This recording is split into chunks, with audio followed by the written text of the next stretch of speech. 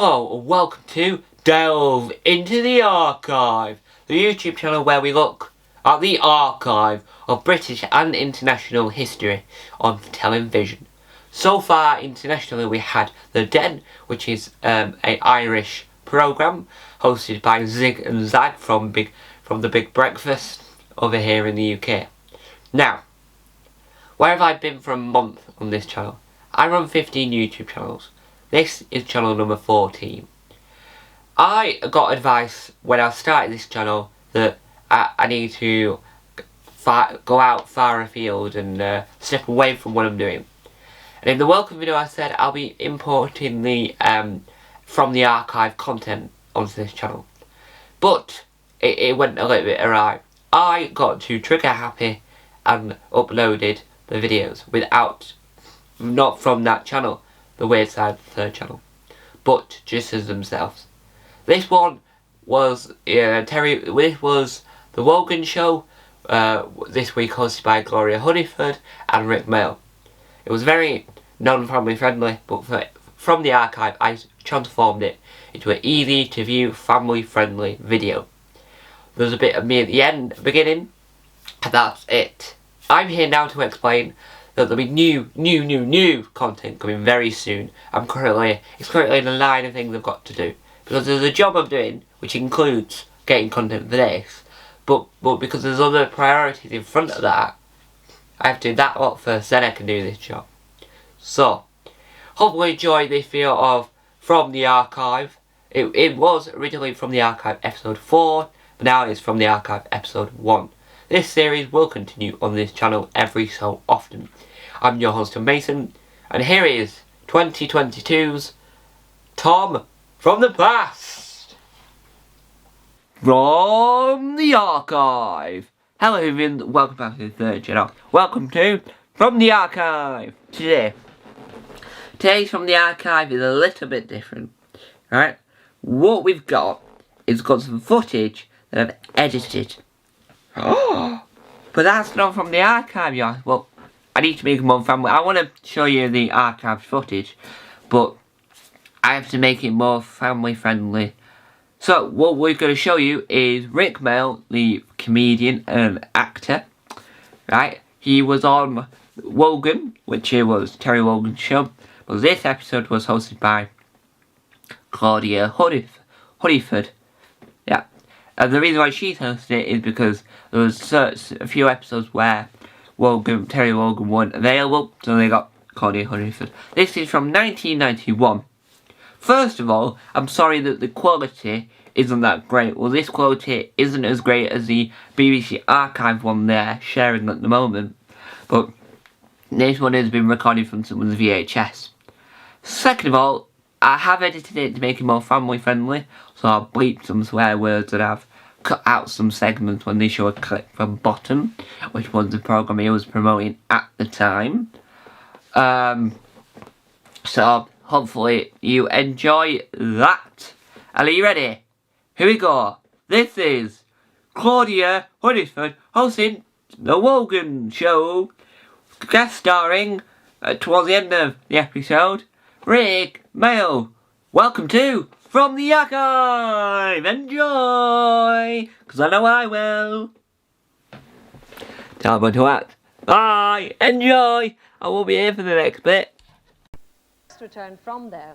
Now he's presented us with Kevin Turvey and Rick from The Young Ones, or Captain Flashheart and Blackadder, or indeed Alan Bastard in The New Statesman.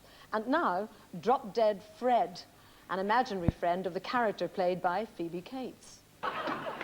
Will you welcome star of stage, screen, and the forthcoming BBC sitcom inevitably called Bottom? Who else could it be? Mayall.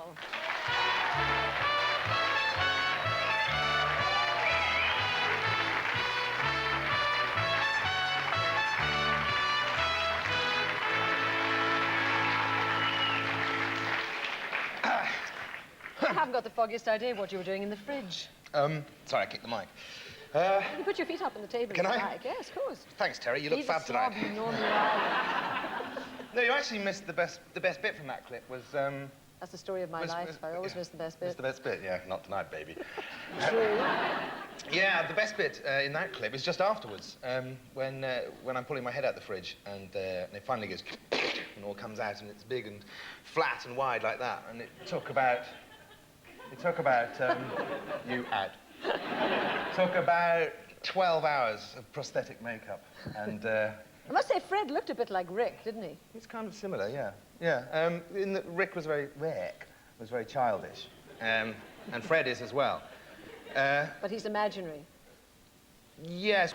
But glad to be back. You couldn't live over there, could you? I don't think so, no. Yeah. Nice to visit, good fun. Anyway, you're very mature now. You're a married man with 2 children, and yes. grown up, all of that. Yes. Yeah. So much so that you have made a new series with your friend Aid Edmondson yes. called Bottom. Actually, we, if I remember, saw quite a lot of yours in The Young Ones. You saw my bottom? I did, in The Young Ones.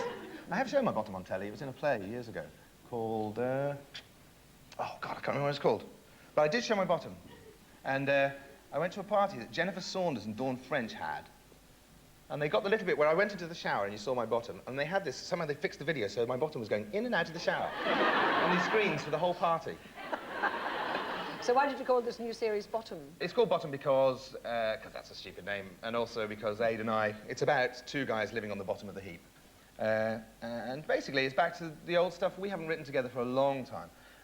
And it's back to the old just fighting jokes, and it's kind of like The Young Ones, but it's only the 2 of us. But in a way, like, for example, with The New Statesman, I thought that you had moved on to a different level of humour. Do you not think, in a way, this is a backward step, going back to The Young Ones type humour? No, it's a progression within that direction, if you see what I mean.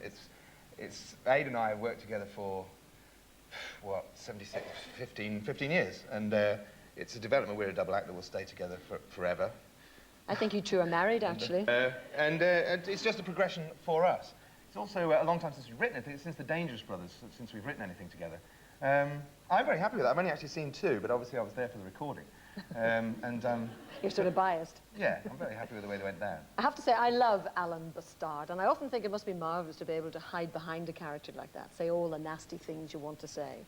Yes. I mean, Alan was kind of my creation with Lawrence Marks and Maurice Grant. It was just my... So in that sense, because I normally have something to do with the writing of anything I do, which I didn't so much on The Statesman, but we did invent it together. But, I mean, we've done 3 series of that now. It's gone very well, but the last time we did it was...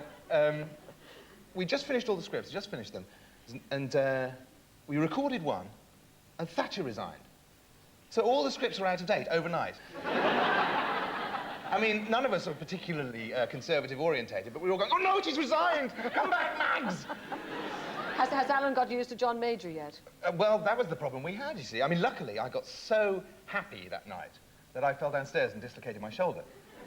It's true, I was dancing on the stairs and I fell down. And so I was out of action for 3 weeks, which was really lucky because we were able to rewrite. So then we thought, great, okay, who's the Prime Minister? John Major. Who is he? What does he do? What's he like? No, so he's a kind of grey guy, you know? Nobody knows anything about him. And they had such trouble. They found one good joke, because, you know, his parents used to be in the circus, and they said he's the only child in history. I'm not saying he's boring, but he's the only child in history to run away from the circus to join a firm of accountants. It's quite good. But I mean, is it now we know him deeply. We know he goes, oh yes, oh yes, oh yes. Is it likely we might see Alan, you know, at Lord's with John, do you think? Or at the opera with Norma? What do you think? It would be good, but I mean, we're not going to take the risk again and write a load of scripts until he tells me, until he phones me when the election's going to be, tells me what the result he's decided on is going to be. I agree with you. I would just stick to that policy. Commit to the typewriter, you know? I would. I'd stick to that if I were you. Listen, you mentioned Waiting for Godot with Aid, with your husband again. With my husband, yes. Yes. And that's not the first time, in fact, that you performed it, because weren't you 8 or something when you did a production with your father? Yeah, my dad directed it when I was little. Hello, Dad. Hello, Dad.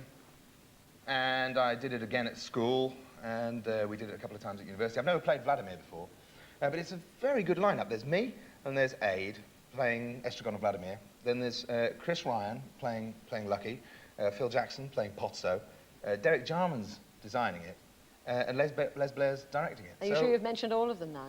Yeah, there's Sam Beckett, obviously wrote the gags, you know. But it's a pretty good lineup. That's why I'm so brain dead, because it's just a really complicated, it's a very funny play, but it's really complicated to learn. So I've been with Aid all afternoon trying to learn them.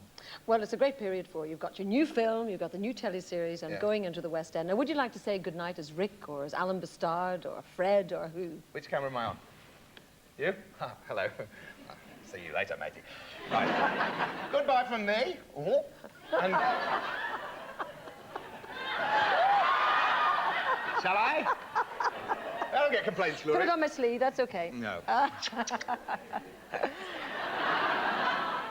no. Rick, it's been tremendous fun having you on the programme. Thank you very much. It was really good. Rick Mayall. Thank you.